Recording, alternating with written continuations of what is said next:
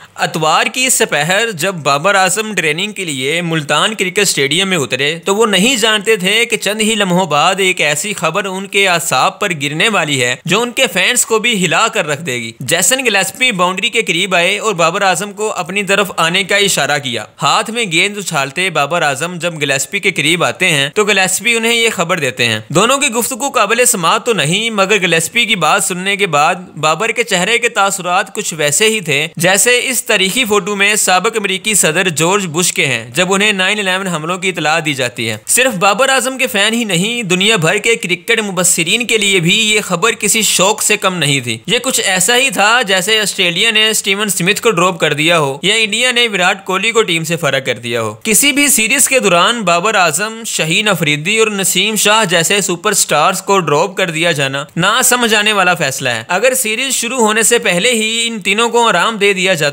तो बात शायद इतनी ना बढ़ती। जहां यह फैसला अपनी जगह हैरान कुन है, वहीं चलती हुई सीरीज के दौरान अचानक सिलेक्शन कमेटी में थोक के पैमाने पर तब्दीलियां भी काबिल फहम नहीं। हर 6 माह बाद चेयरमैन बदल जाना और एक कप्तान को जबरदस्ती इस्तीफे पर मजबूर करके 3 माह बाद दोबारा क़यादत थमा देना और फिर उसका 4 माह बाद खुद ही मुस्तफी हो जाना भी माकूल नहीं है। अगरचे ये फैसला नसीम शाह के हवाले से सरासर ज्यादती पर मबनी है कि अपने पिछले दोनों टेस्ट मैचेस में उन्होंने अच्छी बॉलिंग की लेकिन फील्डर्स ने उनका साथ देने से माजरत की। लेकिन शाहीन अफरीदी के हवाले से यह फैसला महज इसलिए हैरानकुन है कि उन्हें इस सीरीज के लिए मुंतखब किया जाना ही बजाय खुद नहायत हैरानकुन फैसला था। शाहीन अफरीदी की बॉलिंग की अजमत से कोई इंकार नहीं। जब वो इंटरनेशनल क्रिकेट में वारिद होते हैं तो कोई उन्हें वसीम अकरम का मुतबादिल करार दे रहा होता है तो किसी का ख्याल होता है कि अपनी रिटायरमेंट तक वो पाकिस्तान की तारीख के कामयाब तरीन बॉलर बन चुके होंगे। लेकिन रमीज राजा को दुआ दीजिए कि बतौर चेयरमैन पीसीबी एक बड़ी ट्रॉफी अपनी सीवी में सजाने का जुनून इस कदर उन पर हावी हुआ कि इंजरी से मुकम्मल बहाली का इंतजार किए बगैर ही शाहीन को मैदान में उतार दिया गया और इसी वर्ल्ड कप फाइनल से अपना स्पेल अधूरा छोड़े मैदान से बाहर जाने वाले शाहीन अभी तक अपनी रफ्तार और रिदम बहाल करने से कासर हैं। सो अब अगरचे कमेंट्री बॉक्स में बराजमान रमीज राजा बहुत सहूलत से पाकिस्तानी पेसर्स की फॉर्म पर तनकीद के दफ्तर खोल लेते हैं, मगर इस हंगाम में वो अपने कुछ सुनहरे फैसले भूल बैठते हैं जिनकी बदौलत शाहीन अफरीदी का इंटरनेशनल क्रिकेट में प्राइम पीरियड खत्म हो गया। लेकिन अब फकत पेस और फॉर्म ही शाहीन का मसला नहीं है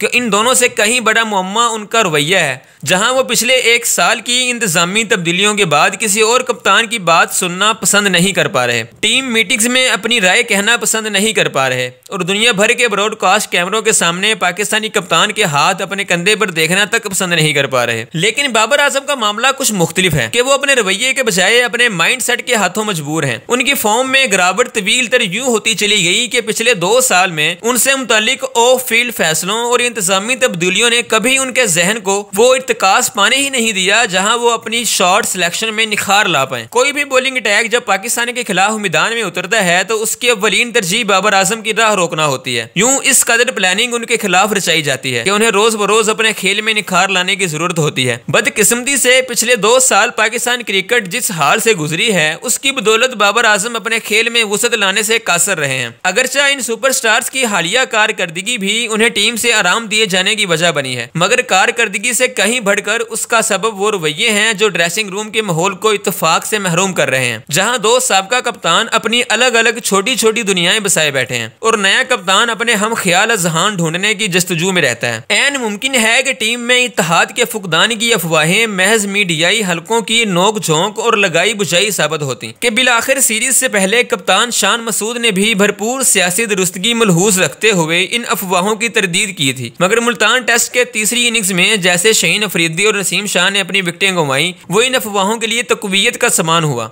सो आकिब जवेद की सरकर्दगी में कायम शुदा नई सिलेक्शन कमेटी के अपने मेरिट अगरचा काबिल बहस हैं कि ऐसी हाई प्रोफाइल सीरीज में इतने बड़े नामों को ड्रॉप करके एक पैगाम देने की कोशिश की गई है कि किसी भी सुपरस्टार का मुकाम पाकिस्तान क्रिकेट की नुमाइंदगी टीम के तशख्खुस से बड़ा नहीं है। यह भी खुशगवार हैरत है कि लाहौर कलंदर से वसातत ने अगरचा पिछले बरसों में आकिब जवेद और शाहीन अफरीदी की केमिस्ट्री बहुत मजबूत की, मगर बतौर फैसला साज आकिब ने इस ताल्लुक खातिर को अहमियत नहीं दी और टीम की जरूरियात को मलहूज़े खातिर रखा।